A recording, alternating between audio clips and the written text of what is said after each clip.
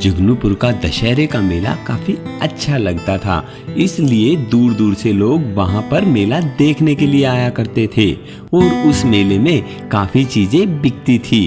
पर इसी तरीके से उस पूरे मेले में सिर्फ मुकेश का ही ढाबा था, इसलिए मुकेश काफी लालची हो गया था।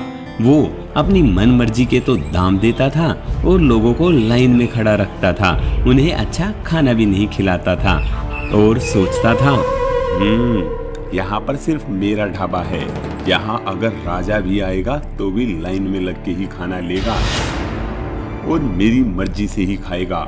मुकेश ऐसे सोचते हुए पूरे मेले में अपनी मनमानी चलाता था।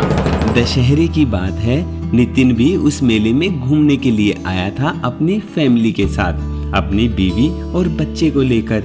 तो उसके बच्चे ने जिद की, पापा पापा देखो ना, वो बाहर ढाबा है और वहाँ कितनी भीड़ भी लगी है, चलो वहाँ पर कुछ खाते हैं ना। तो नितिन ने सोचा क्यों ना आज बच्चे को बाहर ही खाना खिलाया जाए। तो वो ढाबे पर गया और वहाँ से टोकन लिया और लाइन में लग गया। पर काफी देर से वहाँ पर उसका खाने का नंबर ही नहीं आ रहा था और नितिन को देर भी हो रही थी।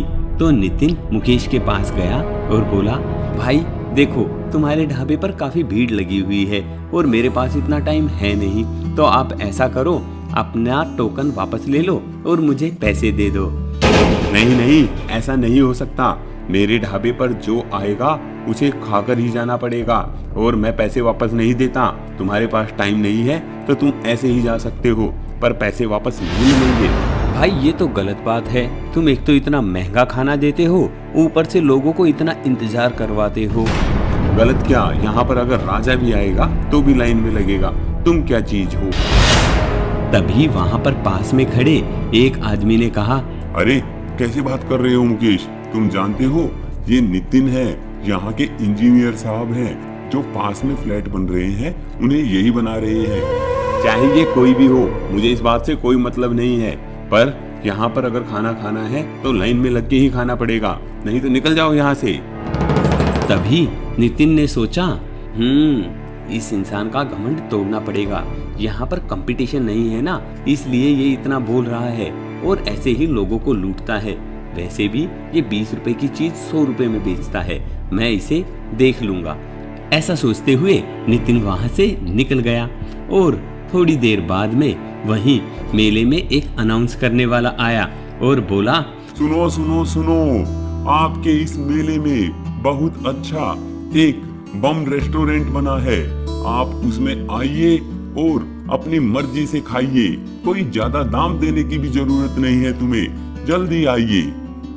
सारी भीड़ ने वो सुना और वो उसके साथ में चल पड़ी।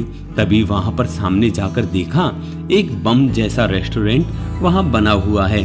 वो दिखने में एक बड़ा सा सूतली बम लगता था।